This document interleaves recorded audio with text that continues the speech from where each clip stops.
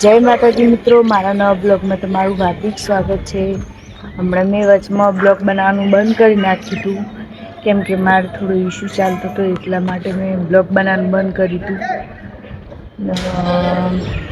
હવે બ્લોગ બનાવવાનું ચાલુ કર્યું છે. હવે કન્ટિન્યુ આપણું બ્લોગ આવશે. તો બધા હવે નોટિસ કરો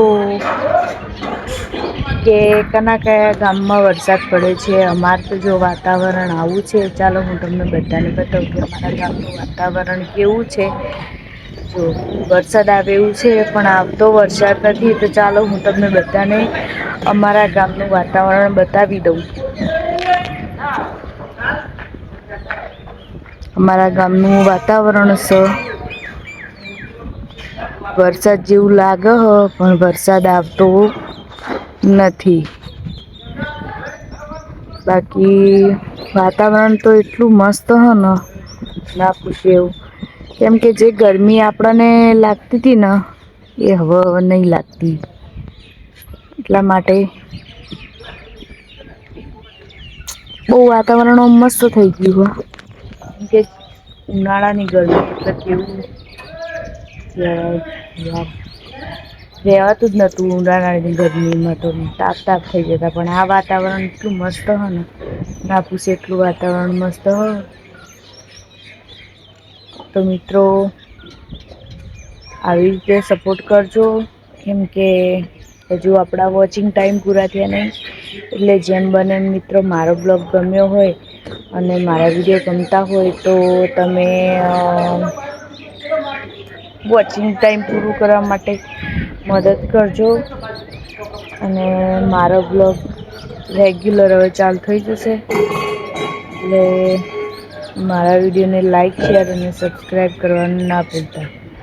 અને જો હું તમને ખાસ એ બી બતાવી દઉં વાતાવરણ વરસાદ આવે એવું જ છે આમ તો. ફાઈનલી આજે હોજ પડતા પડતા વરસાદ તો આવશે જ.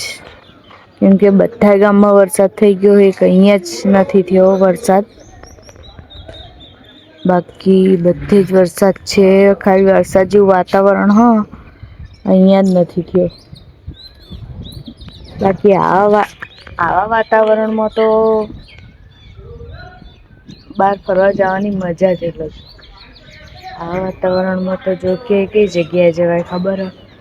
સોમનાથ જવાય, ગીર જવાય. પછી અંબાજી સાઈડ જે પહાડો વાળા વિસ્તાર હોય ને એ સાઈડ જવાની બહુ મજા આવી જાય. કેમ કે આવું વાતાવરણ હોય ને એ સાઈડ જ હારું લાગે. અને આપણને તો બહુ મસ્ત વાતાવરણ ગમ્યું છે. કેમ કે મોરના અવાજને બવાજના કારણે આપણને વાતાવરણ બહુ મસ્ત લાગે છે. એટલે તમે આપણને કહેજો કે કેવો વિડીયો બન્યો છે. બાકી ચકલાઓને પછી મોર આ બધાઓને વાતાવરણ જોઈને તો એકદમ નાચી કૂદી ઉઠ્યા. કે હમણાં બી વરસાદ આવશે અને છોટા પડશે. જો અમારે એક મંદિર છે ત્યાં કેટલા બધા પોપટો બેઠા છે. ચાલો હું તમને એ બી બતાવી દઉં.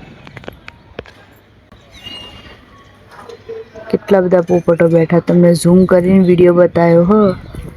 જો કેટલા બધા હે. બાકી મંદિર તો દરેક જગ્યાએ હ. તો જો અને આપણ તો વાતાવરણ ગમ્યું હો. જો વાતાવરણ બી એટલું મસ્ત હ. ના પૂછે એવું વાતાવરણ હ. તો મારો બ્લોગ ગમ્યો હોય તો મારા વિડીયોને લાઈક, શેર અને સબસ્ક્રાઈબ કરવાનું ના ભૂલતા. એ કારણથી આપણે અહીંયા બ્લોગને એન્ડ કરીએ છીએ. તો જય માતાજી, જય દ્વારકાધીશ.